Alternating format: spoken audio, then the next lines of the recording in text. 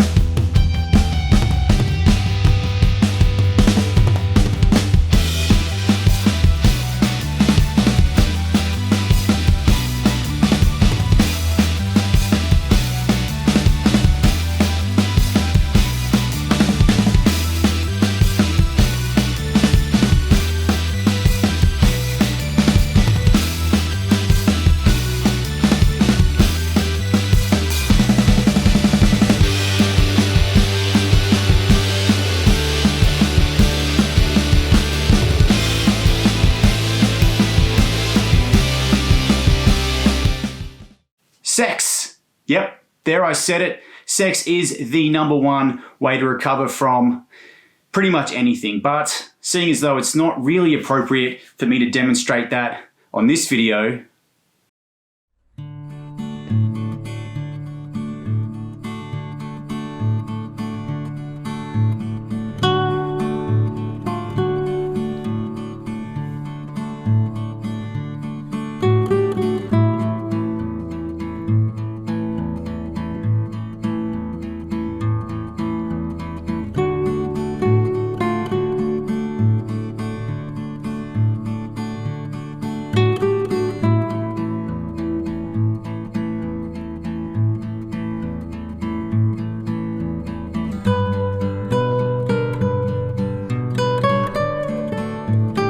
so let's start off by looking at what exactly is recovery. When we train, our bodies need energy. It uses energy to fuel our muscles. And when we train, we break down those muscles and we experience micro tearing of the muscle fiber, which then needs to heal and rebuild. From there, athletes can typically experience DOMS, which is delayed onset muscle soreness, in that 24 to 48 hour window of recovery, which is fairly typical. Obviously, the intensity of the activity itself can dictate to a large extent just how sore we get the next day or the day after. The goal of recovery is to avoid or at least significantly reduce the period of time it takes to recover after exercise, reduce that period of DOMS as much as we can so we can practice the next day or just get on with our lives. Sleep. So the first and most obvious method of recovery is sleeping. You need a good night's sleep to recover. To do this, you need a bedroom. You need a dark bedroom, you need curtains that close, and you need a comfortable mattress.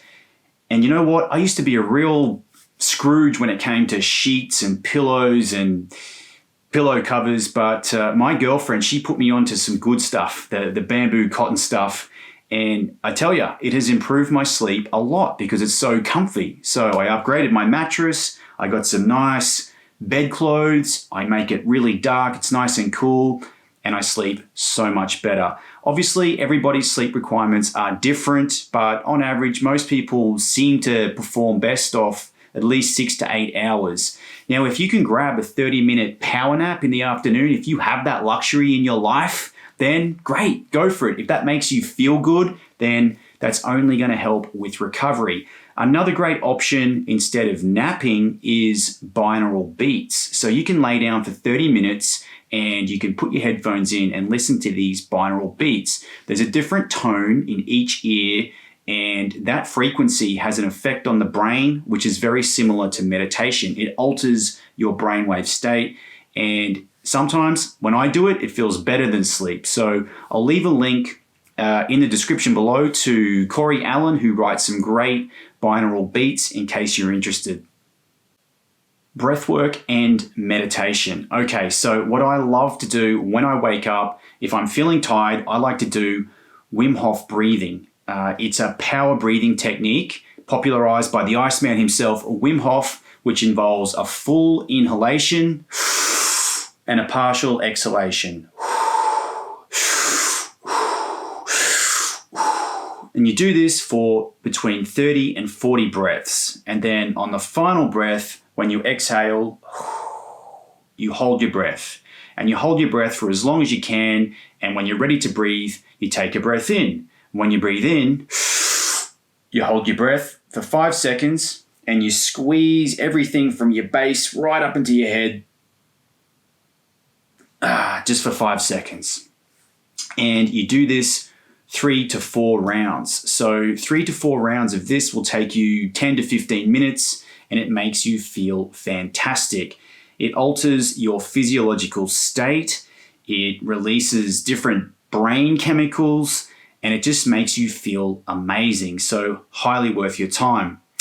On other days, if I'm feeling a bit anxious or stressed, I'll use a different technique to the Wim Hof method, which is to upregulate your system. I'll use box breathing. Box breathing is very popular with the Navy SEALs, for example, to reduce stress. So it's all about down regulating. So basically the method is you inhale for 4 seconds, you hold your breath for 4 seconds, you exhale for 4 seconds, you hold your breath for 4 seconds, you inhale for 4 seconds, and you just keep repeating this process over and over for 5 minutes, 10 minutes, whatever you need. But again, it alters your physiological and chemical state of mind. So it makes you feel deeply relaxed and it's highly worth your time. Okay, so after I do my breath work in the mornings, I love to meditate.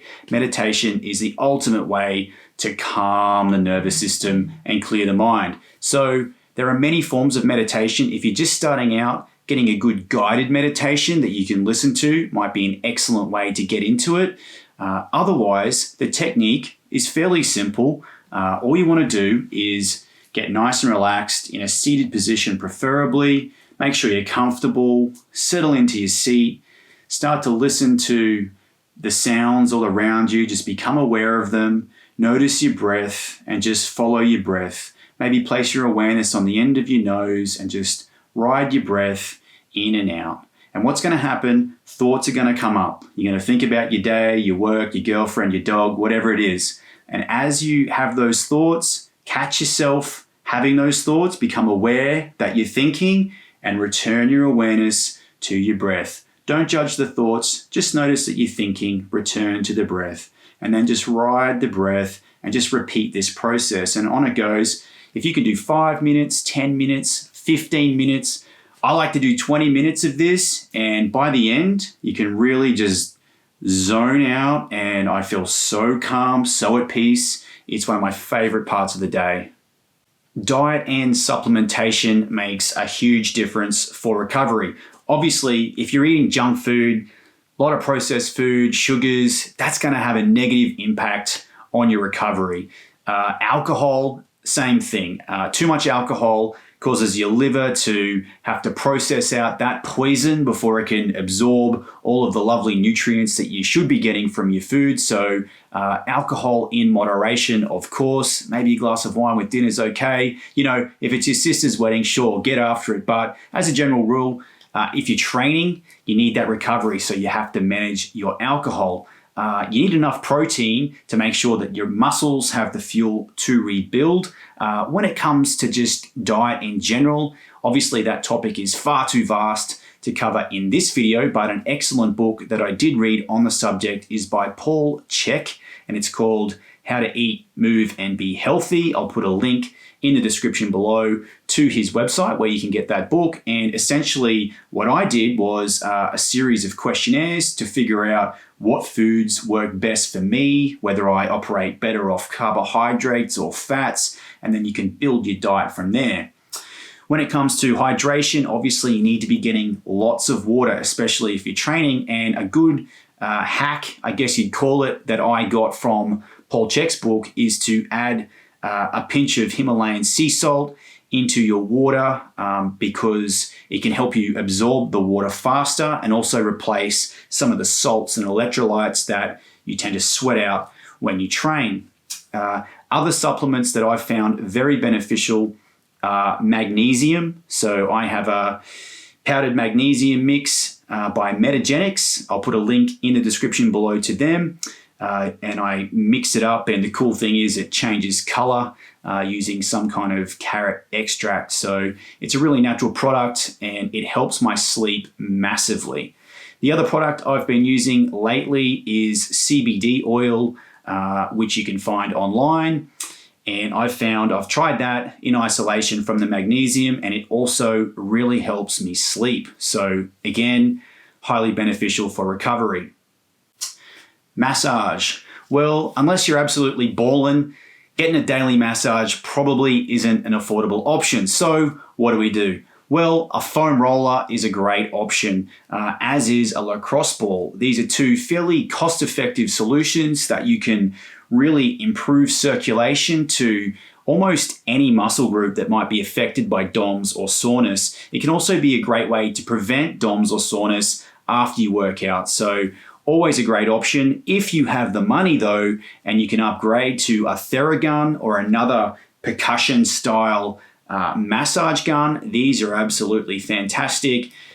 I was lucky enough to be given one as a Christmas present, and I've been using it a lot for recovery. It really improves circulation to the sore muscles, and it really loosens up any tight fascia, that thin membrane that covers our muscles and holds on to a lot of stress. So they're both fantastic options no matter what your budget.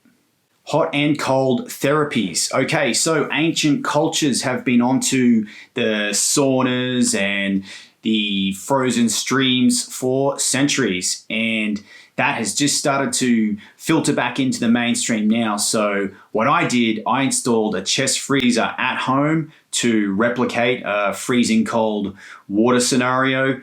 So I get in that. I like to do some Wim Hof power breathing for a few minutes, and then I'll jump in for as long as I can tolerate, for anywhere up to 5 to 10 minutes. And what you get is a great anti-inflammation effect to the muscles. They contract down in the cold, and then when you get out and you reheat, they expand again. So it really helps with muscle soreness. It's also invigorating. So it's a fantastic recovery tool. I splashed out and rewarded myself last year. I saved up my pennies and I bought myself a heated spa or a jacuzzi, which is a chlorine-free one, and you can add like a magnesium mineral solution to it. And that beautiful heat, it sits at about 100 degrees Fahrenheit, and it just really helps your muscles loosen up and relax. So there's nothing like a hot soak under the stars to recover. So obviously not everyone is going to have access to a chest freezer or a hot spa bath. So alternatives for that are cold showers or just a simple, really hot bath. Active recovery. So one of my favorite ways to recover from training is to train some more, just less hard than yesterday. So what I mean by that is something steady state, something a bit more gentle that's going to get your circulation going. I love to hike in the forest. I just love being in nature. A walk for 4 or 5 kilometers will just stretch out the legs, get the heart pumping, get a sweat up, get some circulation through those muscles, and move some stuff around. So I always feel better for going into nature. I love the cool air under the canopy. I love the smells, the sound of the birds, the sound of the running water, the feel of the water if I have a swim or just stand under the waterfall. So it's not just the physical benefits you get from the circulation in the muscles from the walking, it's the clarity of mind that you come out of the forest with. So the forest hike is up there with one of my favorite ways to recover. So there it is, guys. I hope you've got something out of this video. You've got some ideas there to recover. Happy training. Thanks for tuning in. And if you like this video, please give it a thumbs up and subscribe, and I'll see you in the next video.